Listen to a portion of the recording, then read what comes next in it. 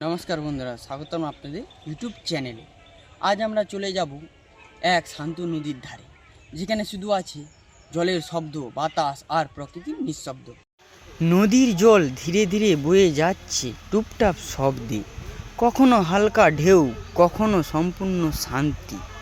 এই শব্দটা শুনলেই মনে হয় সব দুঃখ দূর চলে যাচ্ছে। নদীর ধারে একা বসে থাকলে মনে হয় সব কিছু থেমে গেছে। না কোনো শব্দ, না কোনো ব্যস্ততা, শুধু আমি আর প্রকৃতি। নদীর দুপাশে সবুজ গাছপালা, হাওয়ায় দুলছে পাতা, প্রজাপতি উড়ছে, পাখিরা উড়ে যাচ্ছে আকাশে। এই দৃশ্যটা যেন একটা জীবনের ছবি।